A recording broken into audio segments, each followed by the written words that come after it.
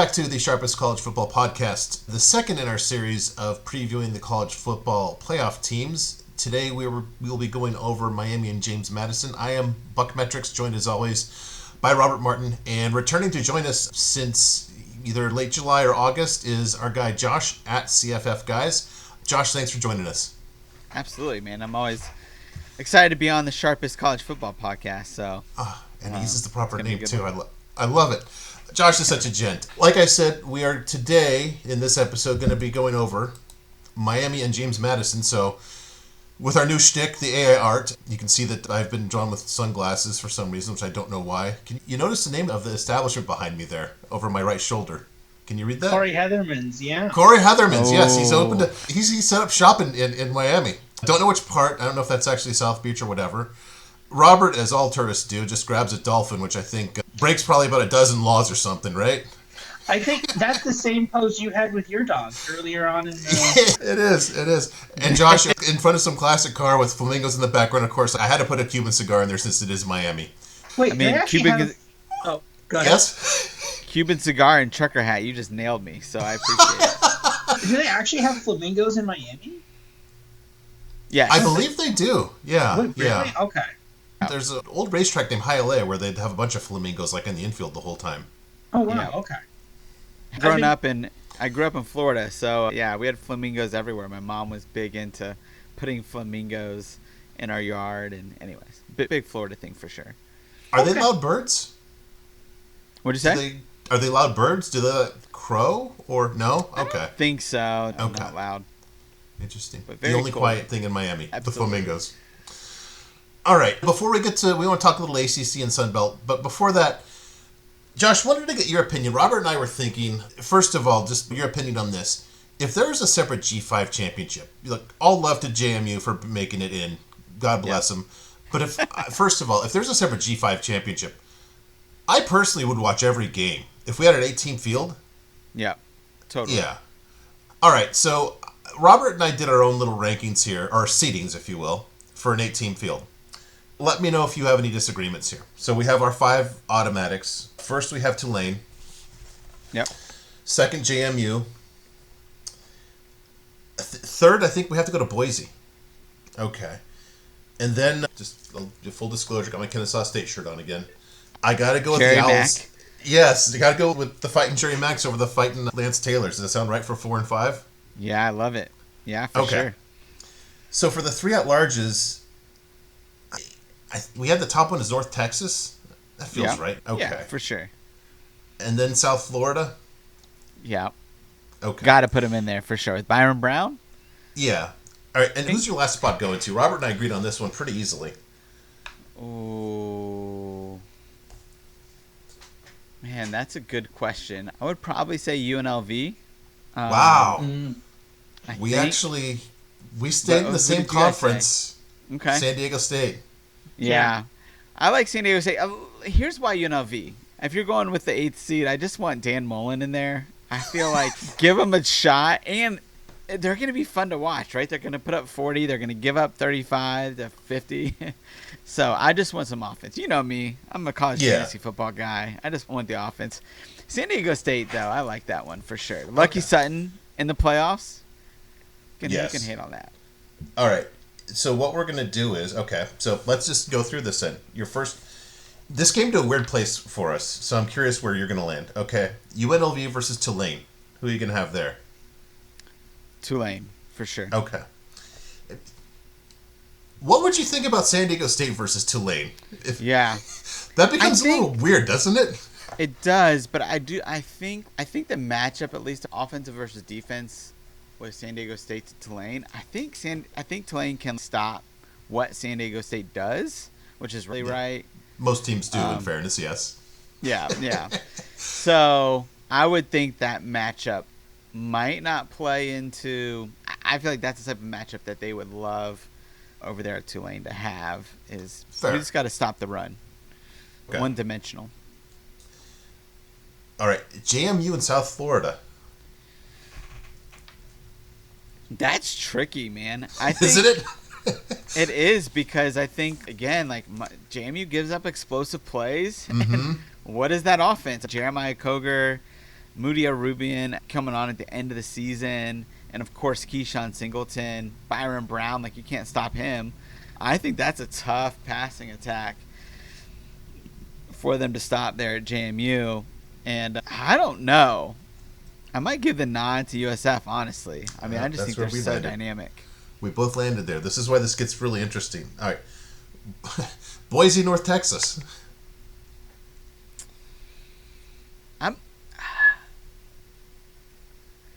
I'm going to go North Texas. I just think that I think their offense is just going to be too much for Boise State, to be honest. And they're so inconsistent. Part of it was the quarterback being out for Boise State, but so inconsistent on offense. I just don't know if they're going to be able to put up enough points to stick with North Texas. And look, it's early in his career, but I don't see the world how do I say this? I don't see the world knocking down doors to get in front of Spencer Danielson for a better job anytime soon. Totally. Yeah. And then I'm picking between my favorite children here, Kennesaw and Western Michigan. Oh. I don't know. That's a bit of a toss-up. I love both of those coaches, to be honest. Yep. I feel like Brock Lowry. I don't know. I can't even remember the quarterback's name right now for Kennesaw State, but he was awesome. Yes, he was great over the last half of the. Was he not like just a total breakthrough in your world? Totally. Oh yeah. So I don't know. You know what? I'm gonna go Kennesaw State, and this is just because, for no football reason, but my high school wrestling coach, his son is Davis Bryson, who was the quarterback last year, and then converted to wide receiver this year. And I'm partial towards Kennesaw State, and as many of us are. As Robert cashed on them to win the title. Yes. Very well done. All right. Yeah, not too far from where we landed. So now I'm pretty comfortable that you're probably going to take Tulane over Kennesaw. Yeah. That party ends. Then a rematch. South Florida and North Texas. Man, again, that's a tough one because I don't think that USF North Texas game, having watched it in real time, was as lopsided as the score said, right? There's a couple interceptions. There's a blip of 5 minutes in the third quarter where they just hit 21 points on them.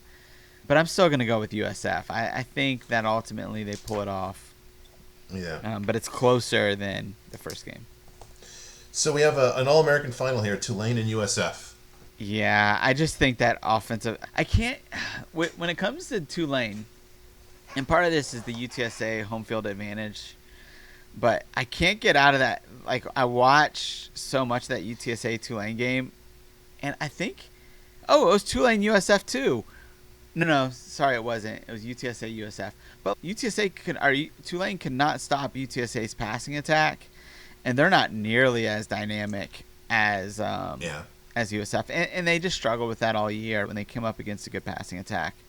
They struggled to stop it, even if they won the game, like against Duke. I'm going to go ultimately with USF in that one. Yeah, that's interesting how you get a lot of upsets there. Upsets with the at-larges. Yeah. All right, cool. I do think like they're like, particularly with those American teams like North Texas, USF, Tulane, they're all so close. Yeah. And I think any one of those teams could have made it. Yeah. I feel like USF just shot themselves in the foot. I thought they were the best G5 team from the beginning of the year to the end of the year. They just had some stumbles along the way. Yeah, no, absolutely. Maybe they should brand themselves as the SEC, the G5. That's what they are, right? Now they got Brian Hartline. They're going to get some receivers for sure. Yeah. Okay, appreciate that. Just a little bit of talk about the two conferences that we're speaking of there. One champion and one an at-large. So first the ACC. Robert and I have taken turns just like taking a dump on the head of the whole conference tiebreaker that they did with Duke. Although I think I was a little more bullish on Duke than the average bear. Little worried about Duke. I need to see something on defense. Now they improved on defense, but they're an offensively driven team. Is this luck's going to run out unless they fix it on the head coach's side of the ball? You're talking about with Duke, you said? Yeah. It's curious.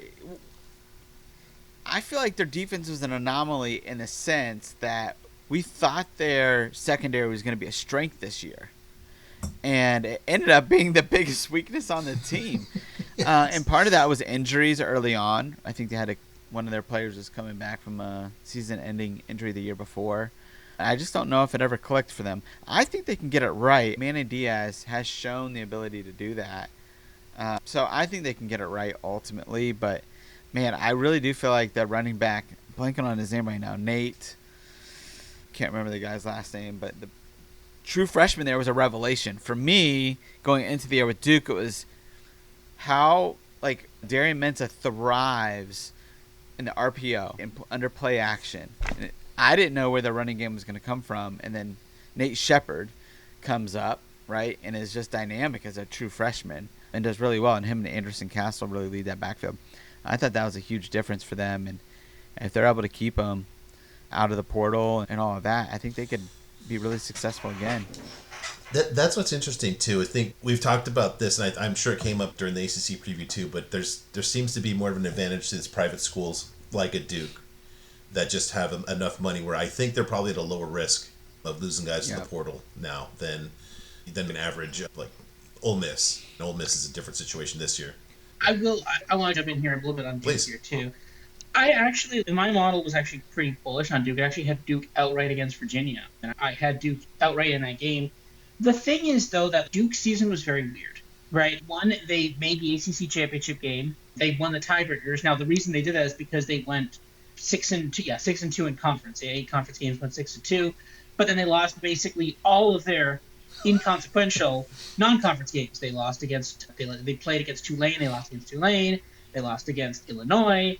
And I think they lost against UConn too, right? But none of that impacted their conference standings, right? So it's this kind of weird thing where it's like they were good in the games that counted and then just had horrible results in the games that didn't. And I still think they were a pretty good team. Okay, like, I still want, sometimes when you go on YouTube and 20-minute long explainer videos of some, like, obscure topic, I want that, but for how Duke made the conference championship game. But there clearly was some sort of tiebreaker somewhere that went in their way, and I get that's fine.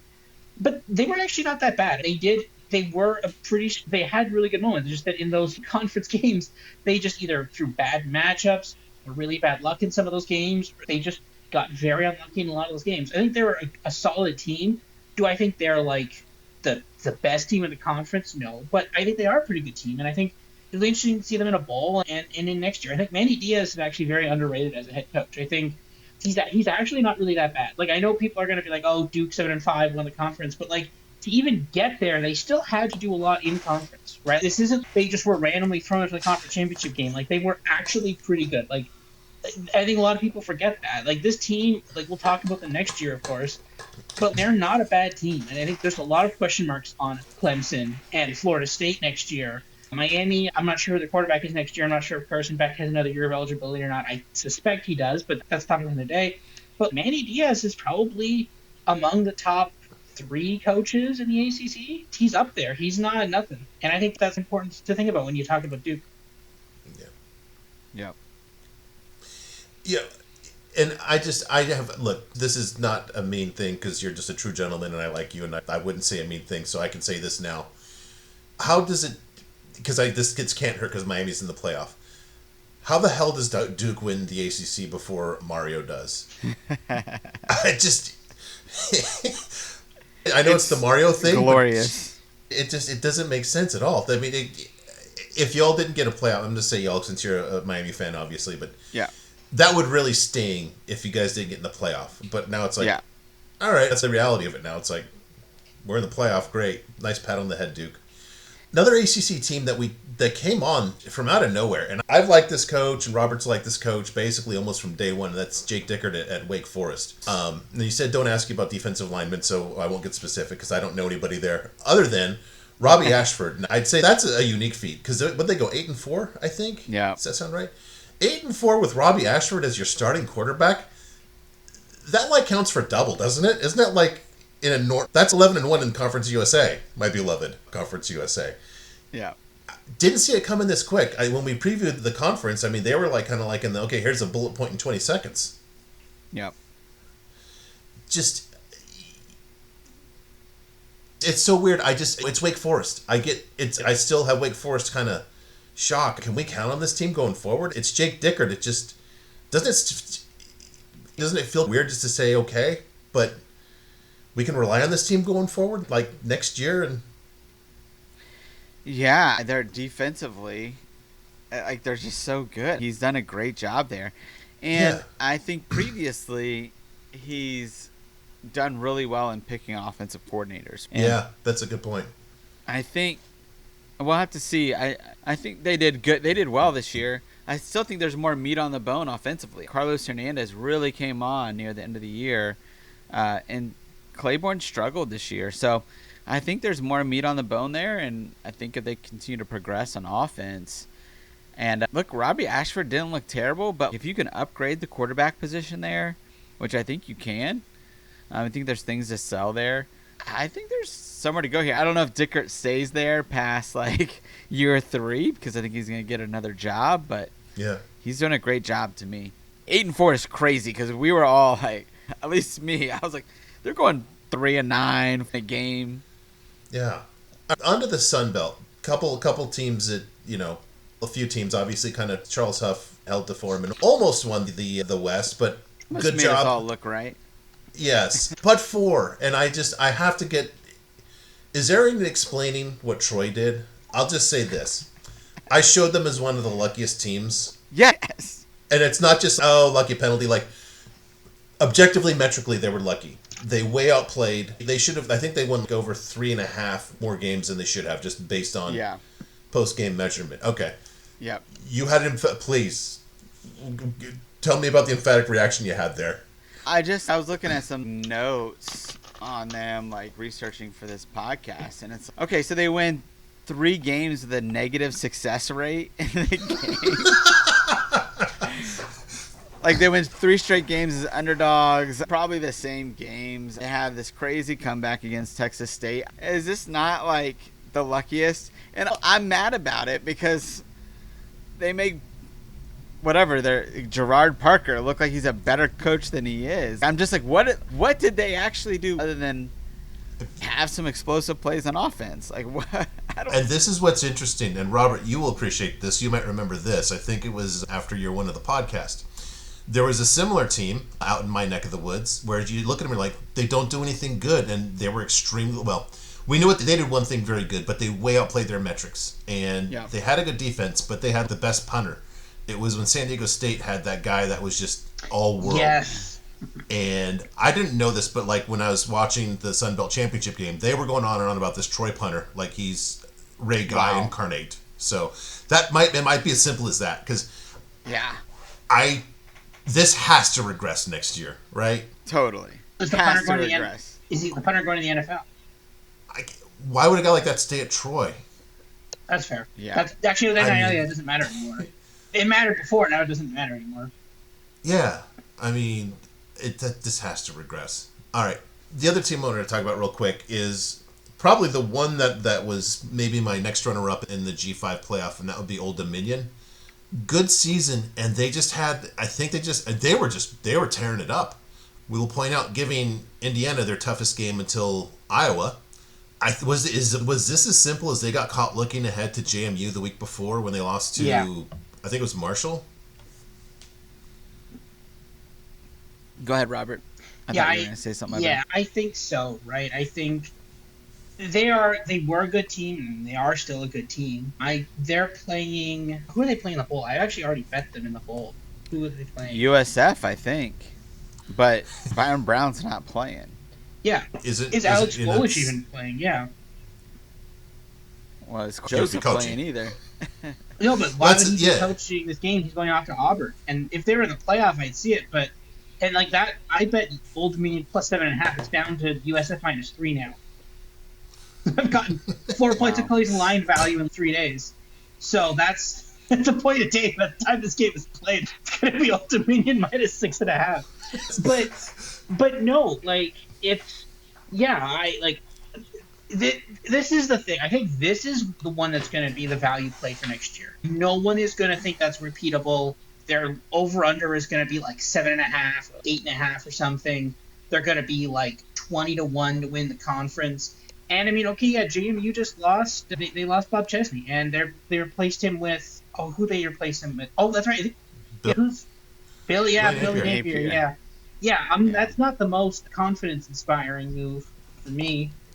I like he's good. He was really good at the Sun Belt before. He could still be, but like Old Dominion just got a lead on them now. So I take Old Dominion in that. I think Old Dominion might be the play next year for that. That's a huge note to take care of for next year. What interesting thing with that too is, some people might downgrade ODU because they're going to lose Colton Joseph in the portal. That would be my concern. But Quinn Hennicle, this kid that came in at the end of last year, I don't know if you guys remember him, but I think he had 100-plus yards rushing. I can't remember against who, but he started the last couple games of the year and was actually awesome. Like, he was really good. And what makes Colton Joseph good? It's his legs, really. So I don't think there's going to be as much of a drop-off as people think with Colton Joseph leaving. So I can definitely see, Robert, some smart money being on ODU for sure, because the main piece that they're going to lose, I don't know if it's going to be that big of a drop-off. So 2 things on that. First, just a comment. You tipped us off about the new OC at that time, the guy from Fordham, and said, yeah, this guy's a different kind of bird, and it's come to fruition now. So hat tip to you on that. Trucker hat tip to you on that. The other thing is, any ideas of like where Colton Joseph, what kind of a program he goes to? Man, I've seen like a lower P4 type team. Honestly, a team that would be interesting is the one we just talked about, Wake Forest. Yes. If what they did cool. with like Robbie Ashford, Yes. I mean, can he do what Robbie Ashford did? Yeah, he can do that for sure. I could see that. You're talking about, again, like that's a team. Dickert had John Mateer. So that's a good I call. think Colton Joseph's very much in that mold. So I could see a team like that, lower tier, power 4, but that could use his skill set for sure. Yeah, no, that would be interesting. Also, just want to plug for people, and look, the complaints are completely valid about the ACC screwed it up. We could do 5 podcast episodes on that. I do want to point out that I think that justice would have been more well served had we not had divisions in the Sun Belt. And ODU got another shot at GMU. That's just nothing's perfect here, but in this case, that would have been better, more fun than watching GMU just kind of treat Troy like Troy should have been treated all year. Yeah. Oh, quick, missed it a little bit with Hennicle. He had 200 yards rushing against Arkansas State to end the year last year. Wow. So, well, okay, that's Arkansas State. Butch Jones still has not figured out the defense there, but give him like 5 more years and he might. Old Lunch Winfield from Louisiana this year, the greatest name in college football, Yes. had a nice game against Arkansas State. Speaking of which, I thought about this at the gym today. You're the perfect guy to ask about this. So I think Jalen Raynor's out of eligibility now. Does that sound right at Arkansas State? I think he's only I don't know. I thought he has 1 more year, but I could be wrong. Maybe 2 more years. No, it's not 2. No, he's a He's junior. listed He's a as- junior. He's listed as Oh, a man. junior. Okay. Yeah. All right. Gosh, he feels like he's been in college football forever, though. It was a long time since he was good before Butch ruined him, I think. So You mean like the first 3 games, and then Yes. he's just been... And that's where I'm going is I think he's clearly a talented guy that Butch ruined. Yeah. And I think once he's gone, and look, not to say, hey, I hope he portals, but at this point, he might be, I don't know, he might be damaged goods, but I think when they go to the next quarterback, I think the bottom just really falls out there, huh? Yeah, totally. I agree. What is Butch Jones doing? They extended him like plan, less than a year ago, or like about a year ago. It's what is Arkansas State doing? Speaking of what are they doing, boy, big surprise, our guy Tim Beck was fired too. Shock. Yeah.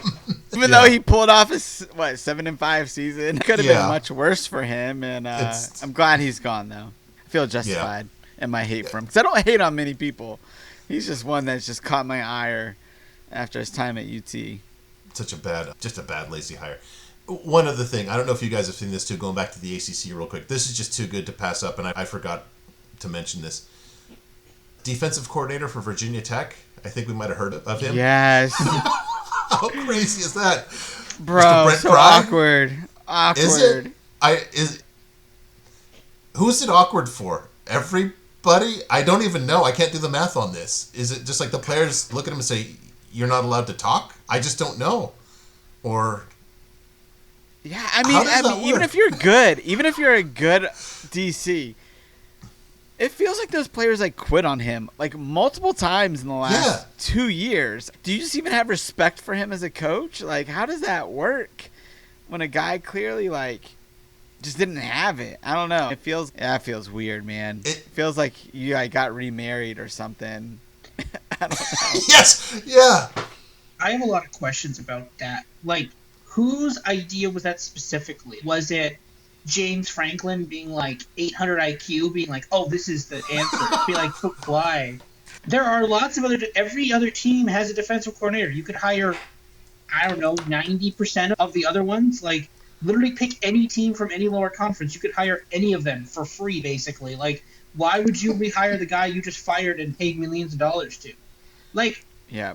This is the one thing. It's a bit early to talk about next year specifically for Virginia Tech, but we'd said in the podcast, we're like, when James Franklin was fired, we're like, oh, he'd be a great fit. And actually, I had said North Carolina because I was like, oh, if when North Carolina fires Bill Belichick, which they didn't yet, at least they probably haven't, but basically it was like he'd be great in the ACC because he could win like 10 games and 8, 9, 10 games. That'd be great. That's a great successful season for an ACC team.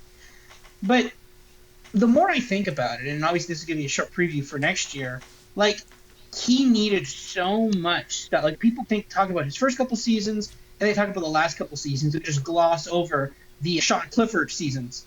And I think that kind of is a bit of a problem there, because those existed. I remember them. I remember that game where they were 19-point favorites against Illinois, and then lost. I think did they finally win it in overtime and like on 2-point conversions? Like, that happened. But I think we've just forgotten about that because like they've basically won every game they should have won the last like couple of years. And the thing is, it's like, how many resources did it take Penn State to get him to that point? Like, Virginia, like, it could work. I'm not saying it's not 100% going to work. I'm not saying definitively, this is a bad hire or whatever. But I'm like, I think we need to factor that into our discussions on Virginia Tech and how well they're going to be. I think we need to remember those data points and maybe reduce our expectations just a little bit here to take those data points into consideration. Please go ahead. Well, I was going to say, I do think the thing with a hire like Franklin is that it's kind of like Mario Cristobal. Even if he messes up or he doesn't meet expectations, he's going to meet them in recruiting. And so I think you supply a better base for the next coach, even if that guy doesn't succeed.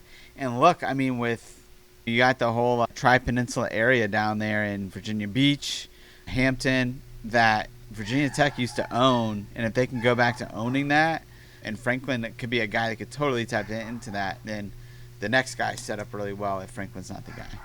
And Penn State used to recruit that area pretty well, too. And I was about to say that I think that they could probably, in some years, break that top three in recruiting in Clemson, Florida State, and I don't think they'll be. Miami's kind of just on a whole different level. Yeah, but they can do that, and that's going to get you a lot of wins, as we saw. A conference that's wide open and very schedule dependent, ridiculously. All right, cool, good discussion on that. Let's discuss our two teams first. I know this is going to look like an eye chart here, and my dog's going crazy in the background as my wife just gets home. Let me grab my laser pointer here. Okay.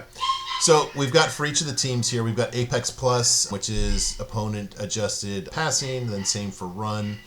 Ryan per game is basically a measure of explosive passing game, then the same for run defense and pass defense, then the offensive, defensive, and total ratings per the Athena model, wins above average, Roberts model ranking, and then the DraftKings price to win the college football playoff. So we'll do the easier one first. James Madison, boy, talking about drawing the short straw here. Hey, you made the playoff. Congratulations. You get to play at Autzen. Now, I forget, Robert, since I'm old and we discussed this near 48 hours ago. This is a night game, right? This is the last of the opening four, right?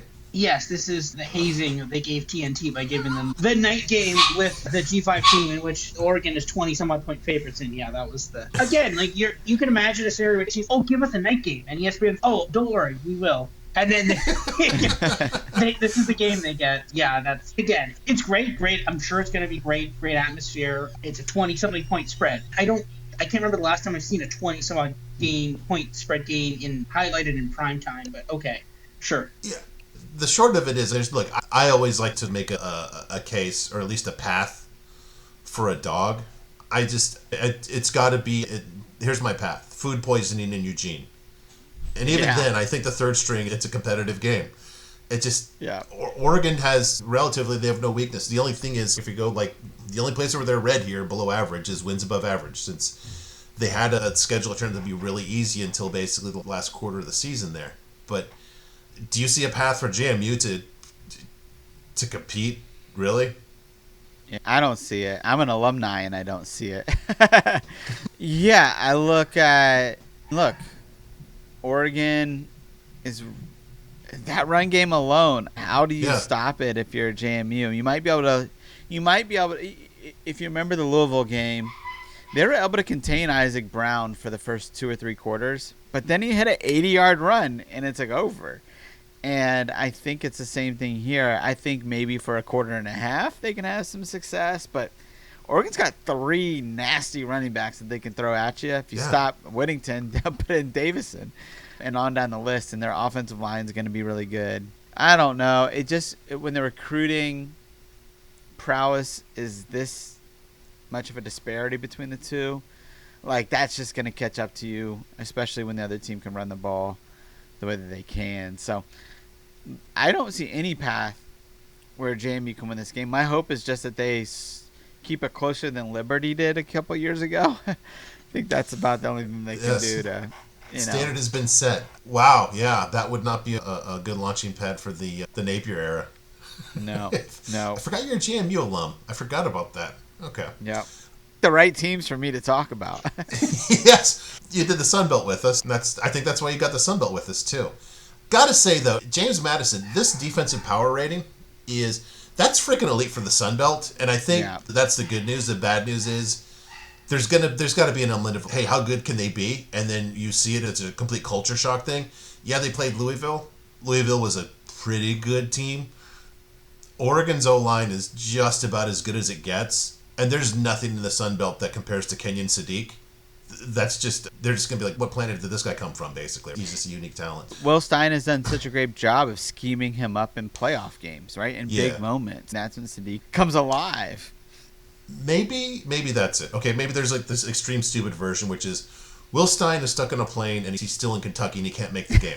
But that's not going to happen. Maybe he's a bit distracted. That makes it a bit more competitive. Not for a win. That can't help, right? Look, when say DeCorian Moore is back for that game, or say he's not, you got Malik Benson runs a 10-4 100-meter. They're just going to have so many athletes out there going to be able to stop the speed. They haven't seen speed like that all year. No, and basically the best running back from the American Conference last year. So I don't have a spot here. Yes. Right? Yikes. Even get on the field as a 5th stringer. Yes. Maybe an interesting thing about Oregon here, too, is somehow we didn't hit on any of this when we talked about this with Isaiah. Robert, I'm blaming you. You're going to have both the offensive and defensive coordinators that are at other jobs now as head coaches. So maybe there's a little bit of a distraction factor there. Not right now. As you face tougher teams like Texas Tech or Indiana, maybe there's a bit of a factor there, too. Maybe. And, I'll quickly point on that. Maybe it's more of a let's win one right now before we go out. There's that part to it as well. Well, and Chesney also got a job at UCLA, so we're all distracted in different ways. Yeah. And I do not see a path for JMU, but I do wonder, Oregon, the deeper they get in their playoff run, the harder it's going to be, I think, for all of them to stay focused and disciplined from a coaching staff perspective. That's a lot, especially this isn't just like 1 week. This is basically almost a month we're talking about here, right? If they go all the way.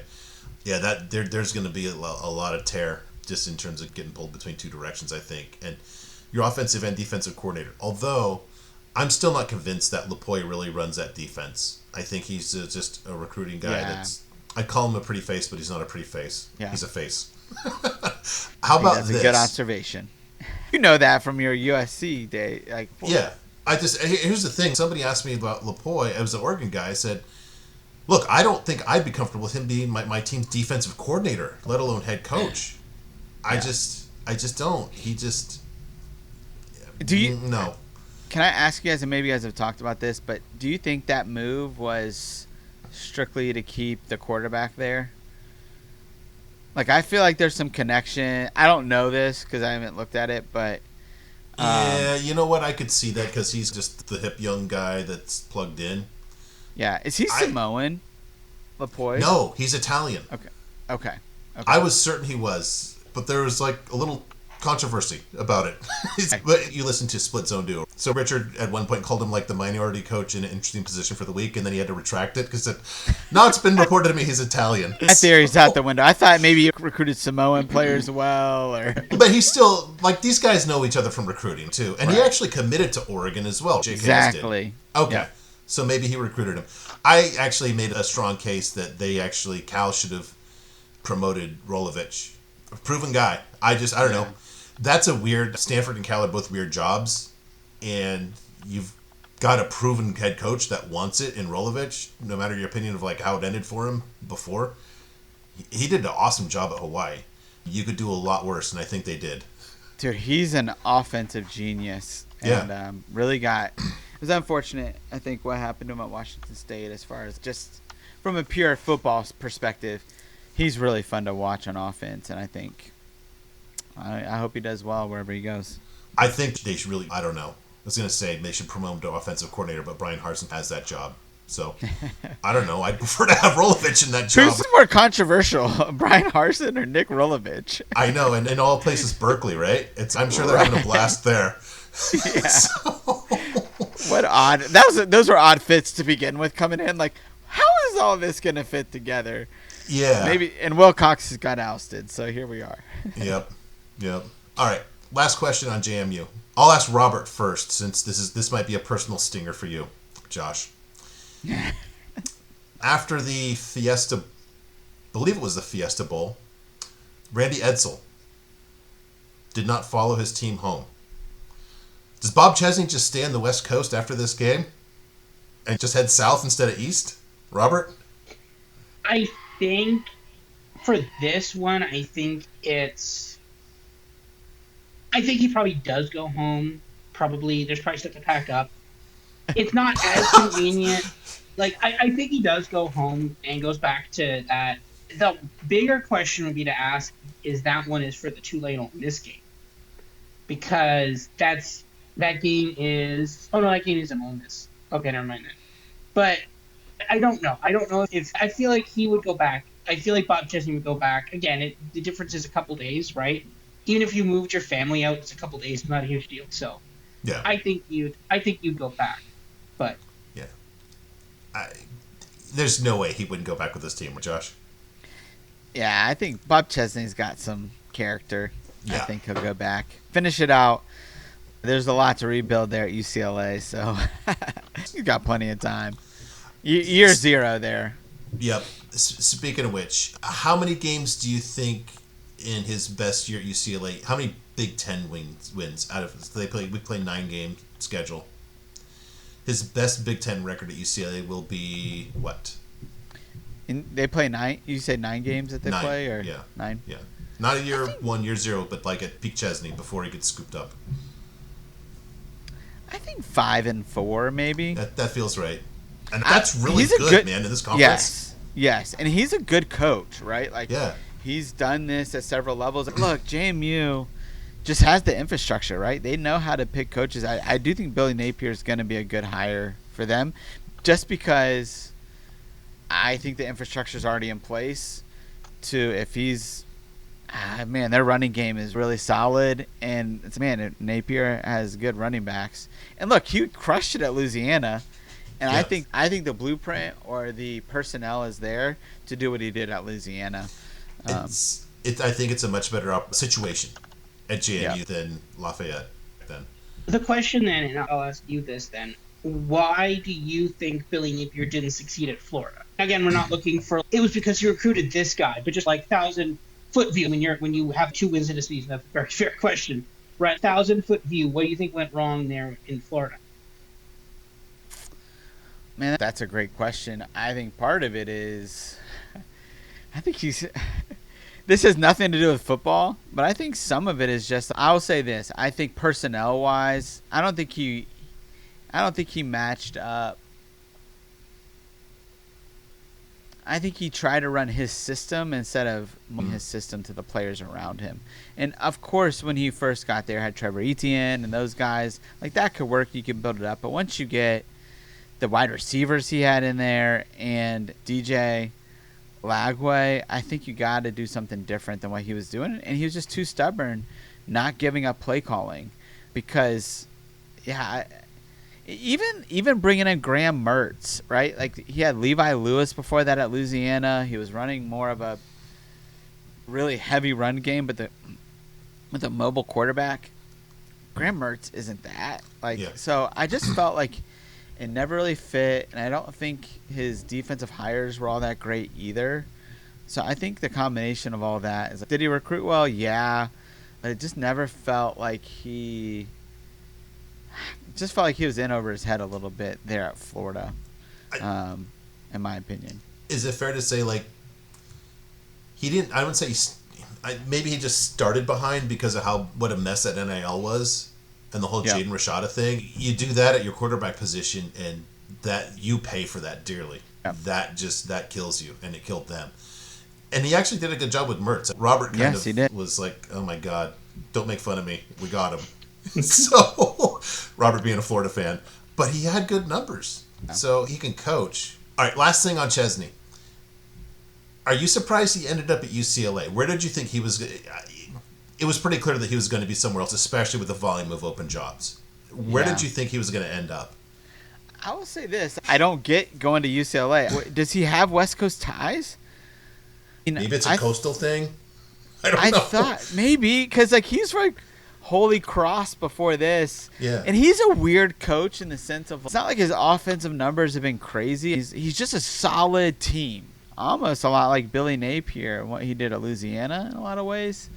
So I'm interested. I'm intrigued. I think he's a good coach, but man, when you start going outside of, and maybe with NIL and everything changing, you can do this now. But I feel like when you go outside of your regional ties, that feels a little weird for a first P4 job, in my opinion. So I thought he was going to end up, I don't know if I thought he was going to end up at Penn State, because I was like, wow, former JMU coaches go to Indiana and Penn State. I was like, that's crazy. But I thought he would end up on the East Coast somewhere, or Southeast, but not on the West Coast. It feels weird to me. I'll just quickly jump in here. I just looked up his Wikipedia page. Yeah, everything he has is East Coast, like Rhode Island. He did Kings in Pennsylvania, John Hopkins. Like, everything's all East Coast, like nothing Pacific Coast. There's no ties. It's just random. He's just, I like sun now. I don't like winter anymore. That's it. Yeah. I heard, when I first heard his names were attached to UCLA and Penn State, I was like, UCLA? Like, why? It just doesn't make sense to me. I don't know. We'll see. It's weird hire, though, in my opinion. I thought Florida would have been I thought Florida would have been one. Like, just anything else, like at Penn State. I thought for sure one of them scooped them up. I don't understand why. I get Lane Kiffin, of course. That's fine. But I don't understand why Bob Chesney wasn't like 1A after Lane Kiffin, and why it was like Summerall and Ghoulish. They're not saying they're bad coaches, but like when you look at the dominance Chesney's had at JMU, like I think one of the things you're supposed to look for, if I was searching for a head coach, and when you look at this, there are a lot of coaches that just are really good one year. You can trace that back to a quarterback, a running back, a really good crop of of kids that really like peak at a certain time, like they're all in 1 year, and then they leave that program immediately tanks, and they're never able to replicate that in another school. So the number one thing I look for is consistency, consistent winning over several seasons. And what he's done in JMU in 2 years is just insane, right? Yeah. It's crazy what he's been able to do. And Summerall's been great too. Ghoulish, a bit less consistent at USF, but still good. North Texas, again, not bad, but again, a bit inconsistent there. They were good, but not great last year. They finally figured out defense this year. But if you're trying to hire consistency, which to be fair, that's what Lane Kiffin is. He's been very consistently good at Ole Miss for several years now. if you're looking for consistency, after Lane Kiffin, and I guess with the exception of John Summerall, that's Chesney right there. That's Chesney. I don't understand why he was lower consideration than Ghoulish or North Texas, right? I'll push back. Let me push back on that real quick. Ryan Silverfield has been consistently outside of the conference title game, so sorry. Yeah, talk about failing up. Yeah, look, I think too with Chesney, what was so incredible about what he did last year was think about all the guys that Cignetti took. Like, it really was a rebuild. Not just that. And we talked about this in the 24 preview. I remember I said, I don't know about this guy. He was successful at the Cross. But there's a lot of guys from this kind of shaky FCS conference on this roster. That makes me really scared. And they were a good team. He did it. Yep. I think a guy like that, right, it's the culture stuff, right? It's the stuff that is intangible that some guys just can see the personnel in their system and they can match it up. And I think Chesney's that way. It'll be interesting. If he can do this on the West Coast, that's going to be really impressive. Yeah. And, I just don't know, too, like his style. I don't know. It's like Cignetti works because what Cignetti does is just open it up, right? You can run the ball clearly, but on offense, it's really dynamic and it's hard to stop. And it feels like Chesney's more of, we're going to run the ball. We're going to do it with some diversity, but it's really built around the run quite a bit and a mobile QB. And I feel like that might be a little bit harder to replicate in the Big Ten with less talent than the teams around you. But I guess we'll see. It's a good test of the concept. Yep. For sure. All right. The other team. This will be a more in-depth conversation on the team proper, Miami. Miami first-round game at Kyle Field, where they played not too long ago. Should they win that, they get Ohio State in, what would that be? I think that's the Cotton Bowl. The Cotton Bowl. Ohio State plays in the Cotton Bowl quite a bit. Miami a 4-point dog to A&M. So Robert and I broke this one down a little bit, but oddly enough, in when we were talking about the Big Ten teams, Robert got on a little bit of a Miami tangent here. Did you not? Yeah, the thing is, and this kind of goes back. So I think somewhere around the midpoint of the season, maybe back midpoint of the season, my model, and my weekly rankings, which are based on my model, they suddenly started tanking on Texas A&M. And this is like peak Texas A&M. They're like the number 3rd ranked school in the country. And all of a sudden, my model's like 10. I'm like, yeah, okay, fine. Then it's like 15th. I'm like, that's weird. Why is it continuing to go low? And I looked through every line of code. I looked through all the raw data. And like, there's something wrong. There's got to be something wrong. There's a bug. Yeah, no, that's literally what I did. I went through. I'm like, okay, it's taking this data. Is this game correct? Is this game correct? I went through everything. And then they almost lost to South Carolina. And it's okay. Maybe the model's not so wrong now. And literally it had Texas outright. And I said, I do not trust Texas at all. But if I was to bet on this game, I'd bet on Texas. And they crushed them. And my model has Miami outright here. And I think that's right. Miami is actually a good team. Miami's actually a good team. They, like Texas A&M, with the exception of Notre Dame game, which they won by a point, which they basically won by a missed point after. Which, again, it's crazy now that when you see that moment, and if you remember watching that game, Notre Dame versus Texas A&M, and he missed that point after, and, like, for the next...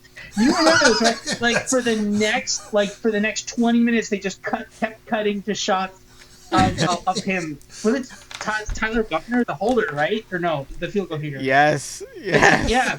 They kept cutting to him for the next 10 minutes. That was so funny. Of him just in various positions of, like, just holding his head and just, like, drinking water. This. But 30 for 30 on that guy. Yeah, Yes. but, like, that missed extra point, like, actually may have cost Notre Dame a chance in the playoff. Oh my God, I mean, yes. that and other things, right? Whatever. That's another 30 for 30 on the playoff. But, no, like, with the exception of that game, the next toughest team they played was Texas. They lost pretty handily to Texas. And the next toughest team they're going to play is Miami. And Miami, yeah, okay, they were very suspect in the middle of the season, but they turned it on at the end. They handed it to Pitt there at the end of the season. They did not look shaky in the last few weeks at all. I thought there would be a perfect opportunity for Mario Cristobal to do Mario Cristobal things. He did not do that. Texas A&M has just gotten worse. Yeah, they blew at LSU, but that was the week LSU decided to just give up and fire Brian Kelly. So, like, they basically got Brian Kelly fired. They were close against Arkansas. They were close against Auburn. They almost lost to South Carolina. This team has been regressing the last couple of weeks, and they've played a pretty soft schedule compared to Alabama, Oklahoma, Ole Miss. They've had a very easy schedule compared to those teams. And Miami, with the exception of that Notre Dame game early in the season, this is the toughest team they've played. So I think I have Miami in this game. And then the other point I was making, too, is that Ohio State has also played a relatively easy schedule. Obviously, with the exception of Texas week 1 and then Indiana in the conference championship game, they've had a very easy schedule. And when you look at Ohio State, one of the reasons Julian Sand has been in the Heisman conversation was because he's been throwing for 300 yards a game. He's looked very impressive. Not doubting that. But the reason he has to throw for 300 yards a game is because they can't run the ball at all. And if you're Ohio State, you should easily be able to run the ball. You shouldn't need to have your quarterback. He could be great passing. That's fine. You don't need to do that. You're Ohio State. Run for 200 yards. You don't need to throw for 300 yards and 3 touchdowns every week. You should have one of the best offensive lines in the country. And they just don't. And if you look at it, their GGAB plus is not great. Not compared to, say, Oregon. Like, it's actually one of the lower GGAB pluses next to Miami comparatively. But the thing is, Miami has a defense. If you could shut down Julian Sand, and Miami has one of the best defensive rushing in the entire thing, next to Texas Tech and Oklahoma, they will be able to shut down Ohio State's run offense. And then if they can shut down Ohio State's passing defense, which they actually have a very comparable defensive apex to Indiana, which was able to do that, then all of a sudden it's just Miami's offense versus Ohio State's defense. And if they can score enough points, and again, last time Ohio State played in a quarterfinal game, in a playoff game there on New Year's Eve in the Cotton Bowl, and weird things happened. If you remember that game, remember the worst field goal of all time. Like, there's a Miami. I could see a path to Miami to the semifinal here. It's not. I don't think it's crazy. That's music to my ears for sure. What do you think? Let's hear your thoughts on all that I just said. I think what you stated was really good. I do think that if you think about where Miami has struggled on defense this year, it's basically covering the flats, right?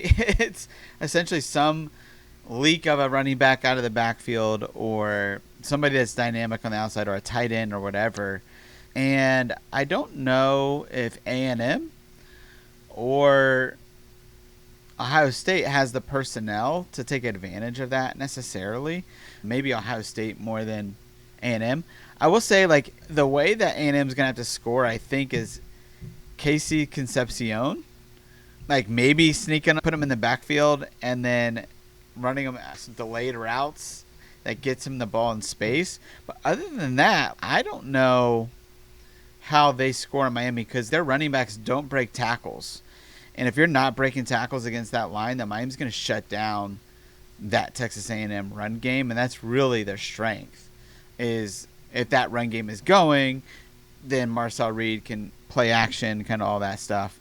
But so I do like Miami against A&M. I think that's a much better matchup.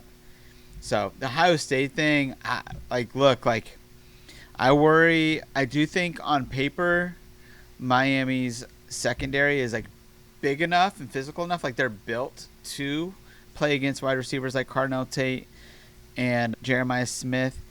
However,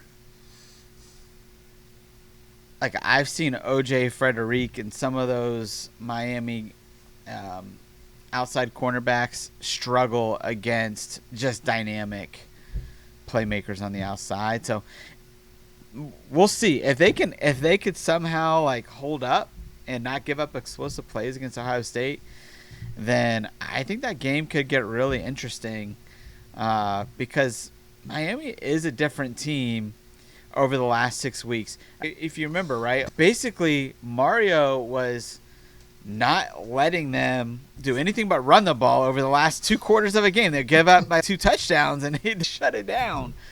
And after they lost against SMU, they really opened the offense back up. And Gerard Pringle came on, and then Tony essentially is getting 15 touches a game. And The question, I guess, is whether he can just play Superman as a true freshman. But I do think that they got a shot. Definitely against A&M. Like, I definitely like them more than A&M. Ohio State's a different beast, but I think you're right, Robert, that they are untested at Ohio State. And Bain and Mesidor, if they are healthy, are two of the best defensive ends in the nation, getting pressure on the quarterback. And they could make Sayan's life a little hellish if given the opportunity. Yeah, I'm looking here because I've made the point several times. In this field, the only non-Big Ten team with a better pass defense is Texas Tech. For whatever reason, the best pass defenses are in the Big Ten this year. So it's not. I don't think there's a culture shock there. It's not. How do I say this? Miami can compete on the Big Ten level in terms of pass defense. Yeah, for sure. I'm not worried about that. I will again pat myself on the back for saying Corey Heatherman's going to be the most consequential coordinator hire this year. Thank you very much. This, skipping ahead just in the vein of the discussion, this run defense, as Robert pointed out, is just fierce. Within this field, only Texas Tech and Oklahoma are better against the run. If you've seen those teams play, they are just fierce. And this is basically on the same level here. That can make things, to both your guys' point, really uncomfortable in that it could put Sayan in a position that he's not really been in. Even in the Texas game, it was more like, okay, we're ahead and we have a really great defense here. Could be a different story in the Cotton Bowl. Please go ahead.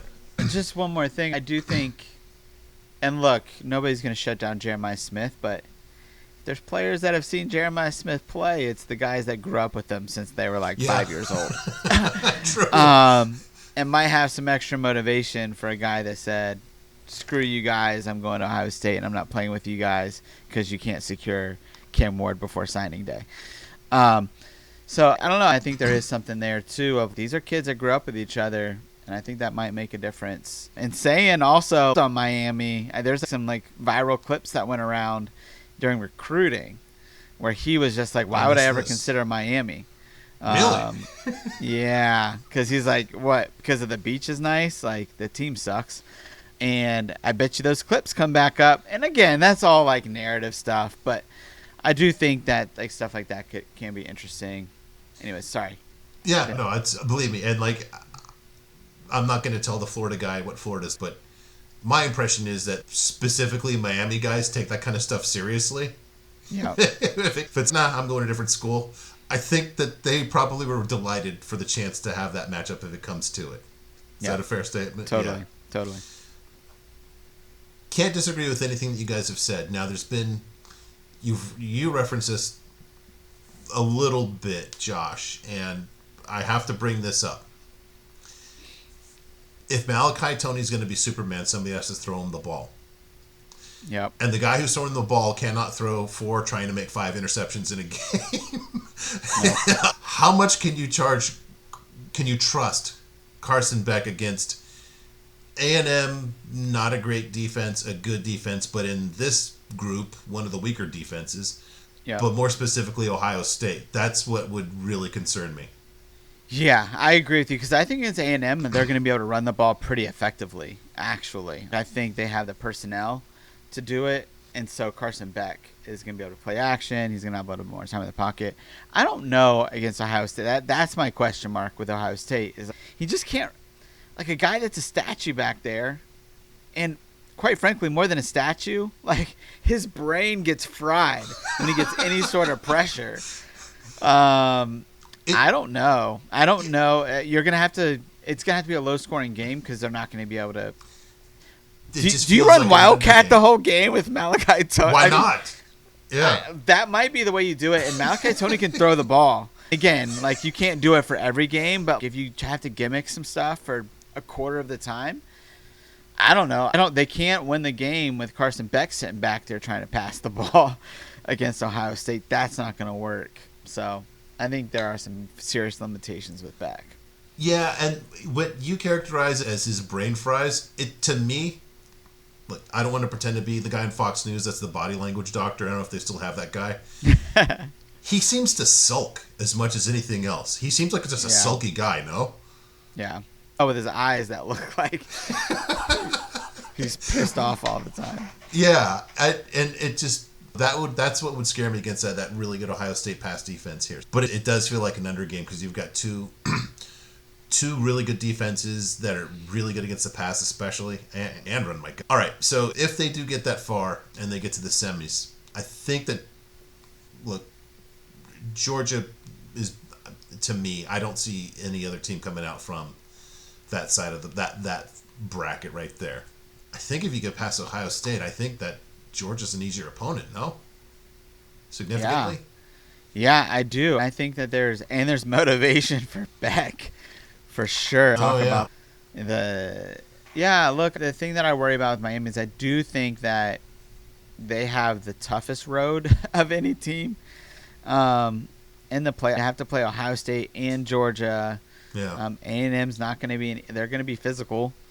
So I think that's a tough road. I don't know, because I think ultimately what Miami lacks playmakers. Ultimately, that Malachi Toney, but other than that, like in the passing game, it feels like you're always like they're one of the most least explosive teams in the entire nation, both running the ball and passing the ball. So they're dinking and then dunking their way down the field. And I think, can you do that for 3 straight games? That feels like a tough task when Malachi Toney is really your only explosive player. I don't see how you can win that way, personally. If it was, honestly, I think last year's team with Cam Ward being able to create so much time back in there in the pocket, if Cam Ward was here, then I think that makes all the difference in the world. I think they could win, but it's tough with Carson Beck. There's too much limitations there. That's the beautiful frustration of this sport. It's like, God, why couldn't we have had Corey Heatherman and Cam Ward? But my God, the sport, specifically college football, is built upon that every year. That's why we just get so frustrated. But it makes it special. You know what? The other thing sorry, go ahead. I'm just going to say, next year we might get Sam Levitt, who I feel like is like Cam Ward incarnate. Can't play within a structure, but like still fun as all get out to watch play and can create explosive plays.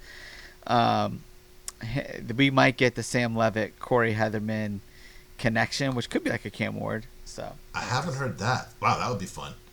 Also, Bo Nix has proven to be the graduates of the Kenny Dillingham School of Quarterback University do pretty well. Yep. How many coaches right now have national championships? It's Ryan Day and Kirby. Harbaugh's not in the sport anymore. Nick Saban had basically all of them, right? Yes. Dude, what a great point. There's only 2, right? I think right now. I'm trying to think. Yeah, because the only other ones were Michigan. Oh no, Dabo, but not a. Yes. Okay. Yeah. Yep. And Dabo not here. I think so. No, because it would have been. Was it Ed Orgeron? Yep. But he's not. Coach O's not there. No, he's not there right now. He's not coaching. Yeah. So I think I bring that up because 2 of the 3 basically will be in Miami's path to the final game. That is a tough draw, just from a coaching standpoint.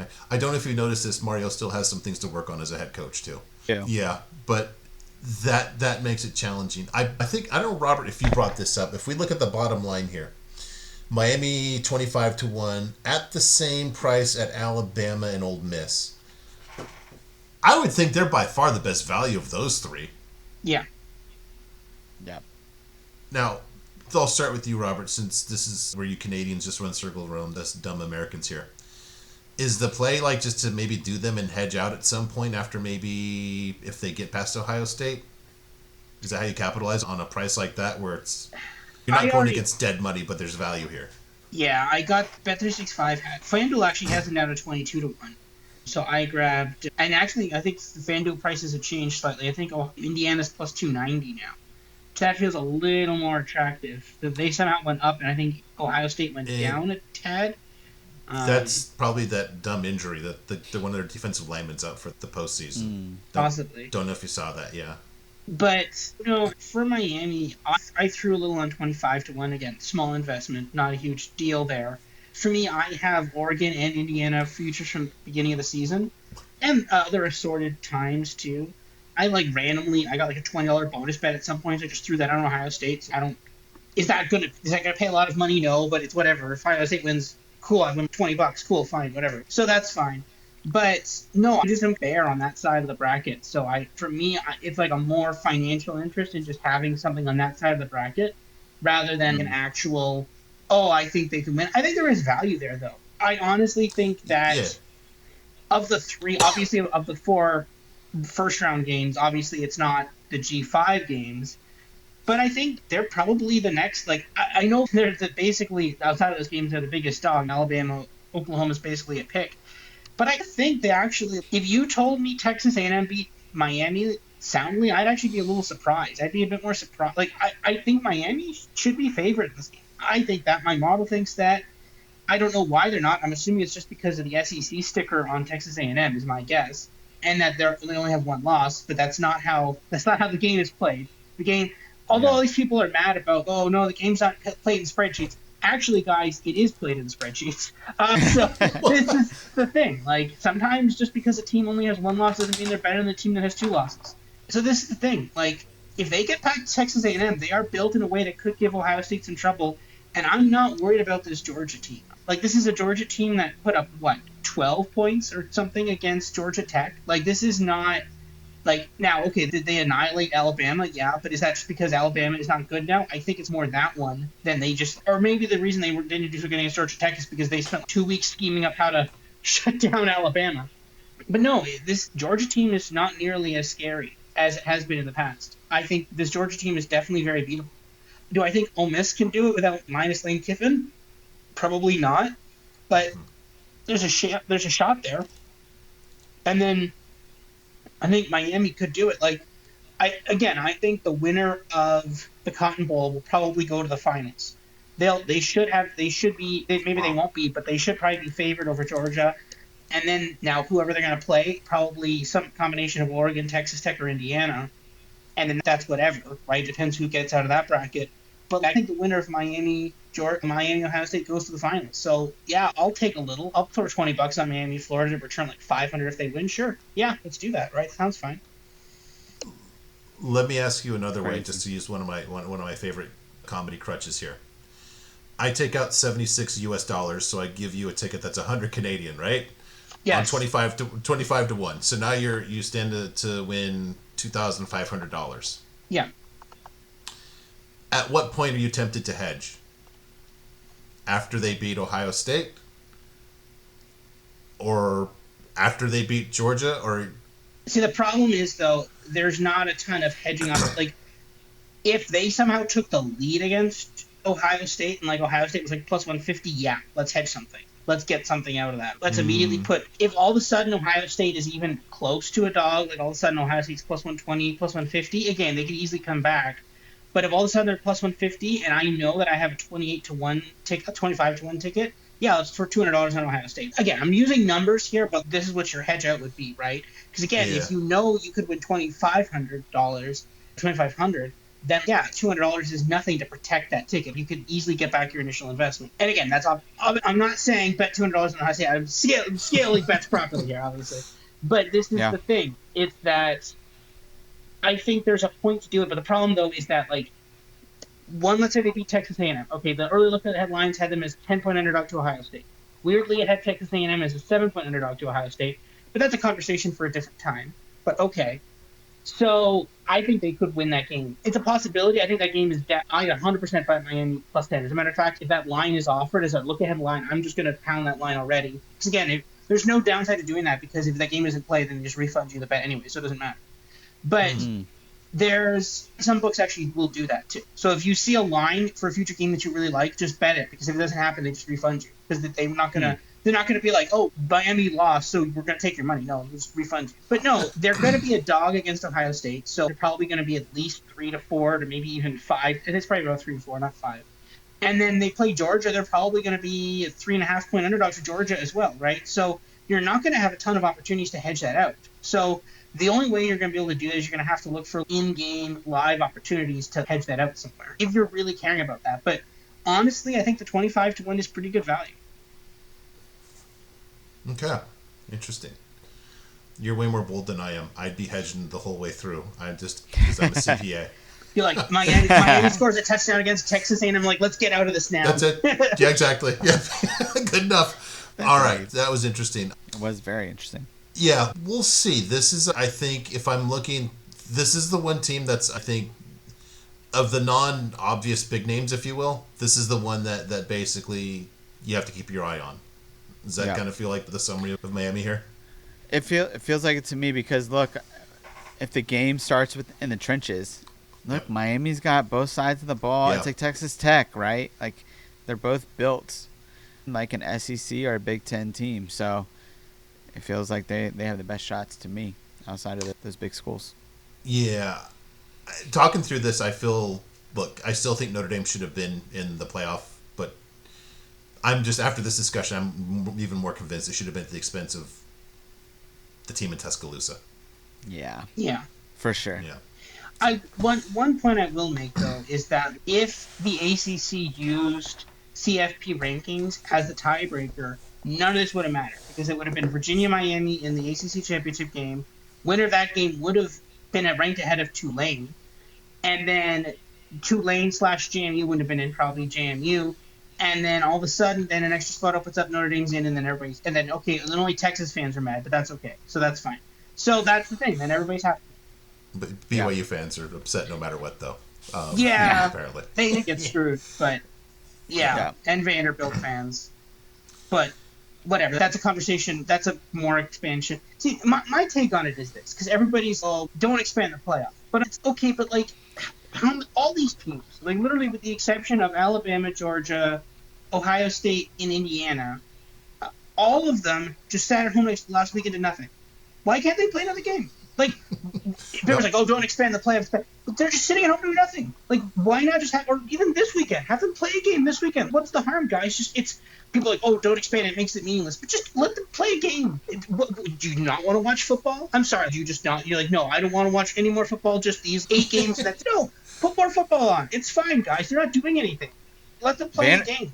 Yeah, Vanderbilt had it for sure. Yep. I mean, I loved that mentality. I was like, I would watch them play Miami or Texas or whatever. That would have been fun. Absolutely. Couldn't hurt. That would be, I would have been much more interested in that than the SEC title game. Exponentially. Yeah. By far. Yeah. By far. Oh, man. That would have been crazy. Yes. The solution's right there in front of them, but I don't know. Is the reason because they don't want anything to take away from the conference championship games? Is that what it is? Where they're like, if we're having, it wouldn't be exactly this, but it'd be like Texas versus Vanderbilt. Would that be like, people are going to watch that and not watch the SEC championship game? Is that the issue? I think from my semi-informed, let's say semi-educated opinion, it's the person that would have to overwrite that is the same person who had the smarts and wherewithal to put together a committee that wound up with Hunter Yurchek as its chairman. And it's the same people that make the same stupid mistakes that wind up with just dumb stuff. Which again is college football.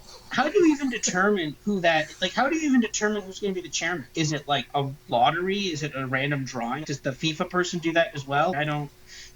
I think there's some FIFA elements to it. Let's put it that way. To put it nicely. FIFA adjacent. Buck, I love your subtle but amazingly obvious. Right. That is amazing. All right. Josh, thank you so much. Happy holidays to you. We really appreciate you coming in and doing this, wrapping up the ACC and Sun Belt and the 2 teams that made it.